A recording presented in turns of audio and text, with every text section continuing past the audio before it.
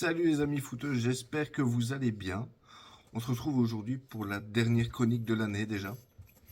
L'occasion avant tout de vous remercier de continuer à me suivre dans mes délires et dans mes conneries finalement, hein. Merci de suivre les chroniques, merci d'avoir aussi bien accueilli mes interviews.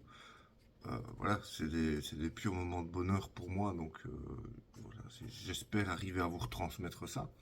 Je suis déjà en train de faire une liste pour l'année prochaine de ceux que j'aimerais bien rencontrer, donc on croise les doigts, hein, franchement, s'il y en a la moitié déjà de ça qui disent oui, ça va être bien, ça va être bien. D'ailleurs, cette semaine est sortie l'interview que j'ai fait avec Mehdi Sayoud, qui est arbitre et responsable recrutement des arbitres en Belgique. Je vous invite à aller la voir. Normalement, elle est disponible sur la playlist Et toi, qu'est-ce que t'en as à foutre? Et entre les fêtes sortira celle avec Éric de Flandre. Comme ça, je vous laisse pas sans rien non plus jusque janvier, quoi. Et tant qu'on parlait arbitrage, du coup, hein, la pause pub est finie, on va dans la chronique. On parle arbitrage et forcément, on est obligé de parler du match Bruges-Gand. Ah, il n'y a pas le choix. Comment faire autrement, hein? Pourtant, je suis le premier à demander de l'indulgence pour les arbitres, surtout après cette interview. Mais Monsieur Lardo, Monsieur Lardo n'y était pas. Soit on relance le débat de l'alliance entre Bruges et le FC Arbitre, soit c'est de la compensation. Je n'ose pas y penser, mais on ne sait jamais. Parce que Bruges, la semaine passée, a eu un but injustement annulé. Et donc, voilà, faut faire pencher un peu la balance. Ils ont râlé toute la semaine, donc on va faire un peu plus attention. Je sais pas ce que vous en pensez, dites-moi. Parce que on peut le voir hein, sur l'image qui s'affiche là. On voit, on voit l'accrochage de Mekele sur Kuipers. On voit qu'il lui prend le bras. Mais voilà, le VAR n'intervient pas, l'arbitre non plus. Par contre, sur la deuxième image que je vous mets maintenant, on voit Kums qui laisse traîner le pied, tout à fait d'accord. Mais pour ça, le VAR, là par contre, décide d'appeler Monsieur Lardo, qui lui donne un penalty. Donc, voilà, deux fautes, évidentes toutes les deux, mais il n'y en a qu'une des deux qui est sifflée. Voilà. Après, on sait très bien, de toute façon, ça ne change rien. Le titre est destiné à l'Union. Enfin, au moins jusqu'à la dernière journée, hein. On verra si cette année, ils sont enfin capables de tenir jusqu'au bout. Ça, surprise, hein. Mais quand on voit qu'ils ont réussi à battre Liverpool, équipe B, mais Liverpool quand même, on se dit que tout est possible. Tout, tout. Les autres pour qui tout est possible, c'est nos amis rouges, hein. Eux, ils sont exactement pareils que moi. Ils sont capables du pire comme du meilleur, mais pour le pire, c'est les meilleurs. J'ai pas de meilleure explication à donner. Enfin, sauf ce week-end là, c'était ni l'un ni l'autre. Ils n'ont pas joué, donc on peut pas juger finalement. Enfin, physiquement ils étaient sur le terrain, mais ils n'ont pas joué quoi. Hein. Et voilà, c'est le même problème depuis des années, hein. Ils sont incapables de faire le jeu face à une équipe qui est venue pour défendre. C'est pas nouveau, c'est comme ça depuis 5, 6, 7 ans. Il n'y a rien à faire. Ils sont incapables de le faire.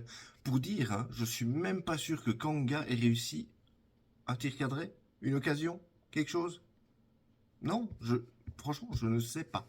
Ce match était une purge, clairement. Alors Charleroi, oui, ils sont pas venus pour gagner. Ok, je peux comprendre. Dans la situation où ils étaient, je peux comprendre. Mais c'était une purge. Et franchement, j'étais limite gêné pour les 26 000 supporters qui étaient dans le stade, quoi. C'était nul, bordel. 3 tirs cadrés en 90 minutes. Et au final, c'est limite Bodard qui est quand même homme du match. Ça vous situe le niveau qu'il y avait dans le jeu, sur le terrain. Non, clairement, si vous voulez voir un miracle, c'est pas là qu'il fallait aller. Il fallait regarder Anderlecht, hein, parce que... Ah oui, ça y est. Schmeichel a plongé. Ça y est. Hein. Le message de Hofkens dans les vestiaires, visiblement, est arrivé jusqu'à ses oreilles. Et il a plongé. Bon, ça ne l'a pas empêché l'Antwerp de prendre un point. Mais clairement, sans lui, le match, le match était plié pour Anvers, hein. Parce qu'on sait comment ça va. Il a fallu un cadeau de Noël de Butet pour offrir un but à Anderlecht. Il y a eu des grosses occasions, ils n'ont pas réussi à les mettre. On sait comment ça va. C'est toujours ces matchs-là qu'on perd. Toujours. Et c'est pas Monaco qui va me contredire, puisque ils ont eu la même situation. Ils ont eu 14 tirs à 4 face à Lyon, et au final, c'est Lyon qui gagne 1-0. Et qui du coup, on profite pour quitter la dernière place du classement et s'éloigner d'un possible derby avec Saint-Etienne. Mais je ne perds pas espoir.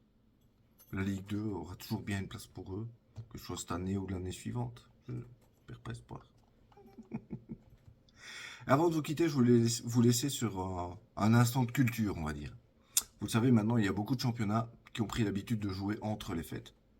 Mais cette tradition, beaucoup le savent, vient au départ des Anglais. Et bien voilà comment elle est née. Donc, en ce qui concerne le football, la tradition remonte au 26 décembre 1860. Le Sheffield FC, doyen des clubs de football créé en 1857, affronte l'autre équipe de la ville, le Hallam FC, fondé en 1860. Ça devient le premier derby de l'histoire et le tout premier match interclub.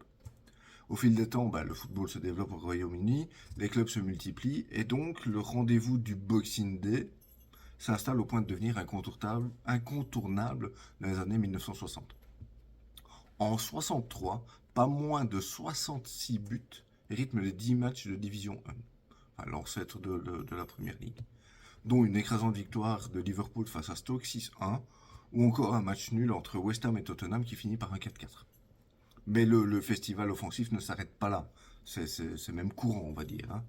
Au cours des 39 matchs disputés sur les pelouses britanniques ce jour-là, les filets ont tremblé à 157 reprises. C'est beau, hein, ça fait 4 buts par match de moyenne. Franchement, on signe. Et donc le Boxing Day devient un peu le jour où tout est possible, on va dire.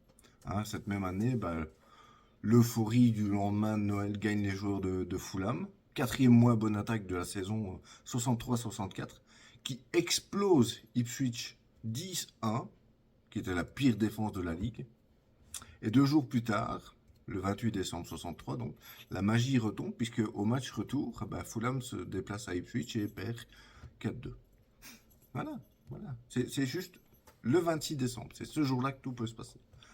Et aujourd'hui, le calendrier de Première Ligue fait en sorte de respecter cette coutume de derby en limitant le plus possible les déplacements des clubs. Que ce soit au nord ou au sud, on essaie vraiment de limiter les déplacements et de faire les matchs les plus proches possibles. Donc voilà, c'est comme si Manchester se déplaçait à Sunderland. Bon, là, c'est pas possible, ils sont pas dans la même division, mais voilà, c'est vraiment des matchs un à côté de l'autre, limite des derbys de ville, comme dans Londres, etc. Et alors, il faut savoir que c'est vraiment une fête du football en Angleterre. Chaque année, le taux de remplissage est énorme dans les stades et ça avoisine 95 à 100%. Donc ça vous situe à quel point c'est vraiment génial et familial. Voilà.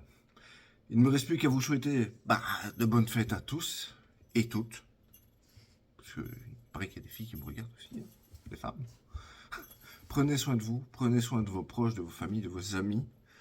Et puis il me reste aussi à vous rappeler donc, que l'interview arbitrage est disponible via le lien je sais jamais s'il vient là ou là. Il y a un bouton s'abonner aussi qui vient quelque part dans le... Voilà, là, quelque part. Voilà, n'oubliez pas de vous abonner, de liker, de partager si ça vous plaît. Et activez la cloche si vous ne voulez pas manquer l'interview d'Éric Deflanck qui arrivera entre les fêtes. Voilà, c'est tout pour moi. Ciao les amis.